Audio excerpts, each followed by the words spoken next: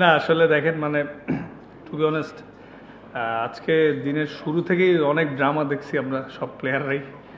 পরে লাস্টের দিকে আমি যতটুকু শুনছি যে টিম ম্যানেজমেন্ট থেকে নাকি টাকা নিয়েও ফরেন প্লেয়ারদের রুমে নক করছে, কেউ গেটই খুলে নেই। পরে লাস্ট মোমেন্টে তো আমরা লোকাল প্লেয়াররাই ছিলাম। তো এখন যেটা করছি যে সবাই মিলে এবং ম্যানেজার কোচ সবাই মিলে মানে শুরুতে একটু আপসেট ছিল, আমরাও ছিলাম। তো যখন 120 হইলো এবং আমরা ব্যাটিং করে দেখলাম যে আসলে একটু এত ইজি না আজকের উইকেটটাতে। সো 100 হয়তো 15-20 রান শর্ট ছিল, বাট টিম এফোর্ট আর সবার কন্ট্রিবিউশন এবং দিল থেকে চেষ্টা করার রিওয়ার্ডটা লাস্টে পাওয়া গেছে।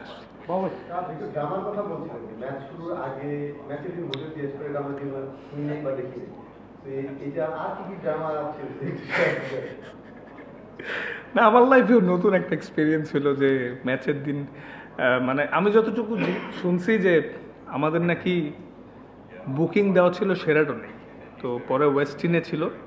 পরে নাকি বুকিং দেওয়ার কারণে ওয়েস্টিনে নাকি সব রুমগুলো বুক হয়ে গেছিল, এটা আমি যেটা শুনছি। পরে আমরা হোটেল চেঞ্জ করলাম, চেঞ্জ করে যাওয়ার 2 ঘন্টা আগে শুনি ফরেন প্লেয়ার কেউ যাবে না, ঠিক আছে। তো তখন আমাদের বোর্ড থেকে ফোন দিয়ে বললো যে তোমরা আসো, অ্যাটলিস্ট খেলো। ফরেন প্লেয়ারদেরকেও ফোন করেছিল আমাদের বোর্ড থেকে, বলছে পেমেন্ট ইস্যু না, ক্লিয়ার হয়ে যাবে, বাট তাও তারা আসে নাই।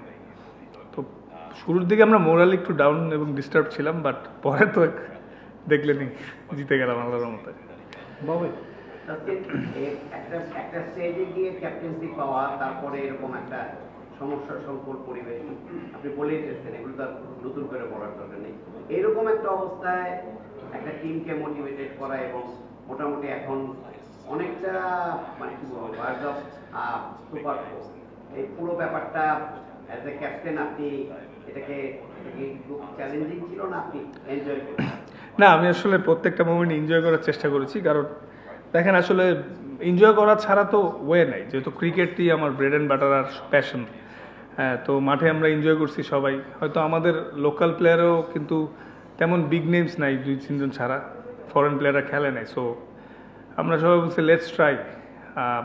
সবাই অনেক পজিটিভ ছিল, আমি এনজয় করছি প্রত্যেকটা মুহূর্তে এবং সাহস করে করে চেঞ্জ করছি এবং যেই যখন বোলিং আসছে সাপোর্ট করার ট্রাই করছি যে আমাদের হারানোর তেমন কিছু নাই, বাট আমরা আমাদের সেরাটা দিয়ে দেখতে পারি শেষ পর্যন্ত কি হয়, এবং পরে লাস্টে আমাদের পরে রেজাল্ট আসছে, এনজয় করেছি।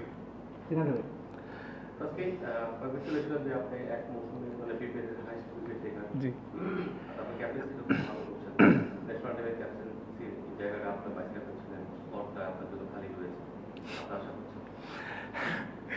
তো দেরি আছে না এখন, আসলে আরো কালকে একটা ম্যাচ আছে, প্রসেসেই থাকি। যদি যখন সময় হবে সব কিছু সময়ের সাথে সাথে হবে। তকদির বলেও কিছু জিনিস আছে, সামনে অনেক ক্রিকেট খেলা আছে।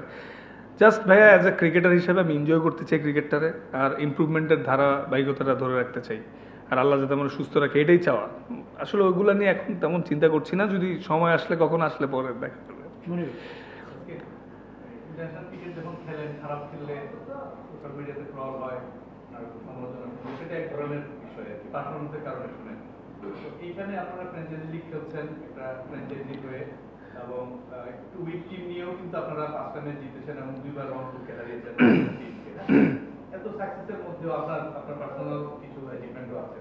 এর মধ্যেও যে এই যে নেগেটিভ আলোচনা, হোটেলে আপনাদের সমস্যা হচ্ছে, মালিকের সমস্যা হচ্ছে, টাকা না পাওয়া, এবং একদমই খুব ছোটখাটো বিষয় মানে এর চেয়ে মানে নগণ্য বিষয় বা এর চেয়ে বাজে আলোচনা টিমকে নিয়ে হতে পারে। হ্যাঁ, আপনার সোশ্যাল লাইফ, ফ্যামিলি লাইফ, বা আপনি ইন্টারন্যাশনাল যে আপনার যে কালার, একটা ক্রিকেটার, আপনি কেমন ফিল করেন?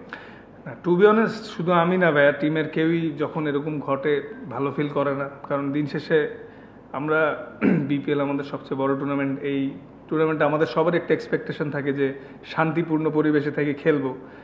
কারণ যে পরিমাণ ক্রাউড হচ্ছে সব মিলে আগের তুলনায় জমজমাট বিপিএল হচ্ছে, কিন্তু আনফর্চুনেটলি আমাদের টিমের বিভিন্ন রকম প্রবলেম হয়েছিল। কিন্তু আসলে সবাই মিলে একটাই বারবার বলছিলাম যে যেহেতু আমাদের সবার নিজের প্রুফ করার জায়গায় একটা, যতই মানে সমস্যা হোক এগুলো মানে একটা সাইডে রেখে মাঠে এনজয় করতে হবে, কারণ সবার bread and butter career, national team সব কিছু নিজেকে প্রুভ করার মঞ্চই এটা। তো এই জিনিসগুলোই আমাদের টিমের লোকাল প্লেয়ারদের আজকে সবাই বুস্ট আপ করছে। বাট ফিলিংসটা অবশ্যই নাইস তা, কিন্তু এর মধ্যে দিয়ে আমরা চেষ্টা করে যাচ্ছি।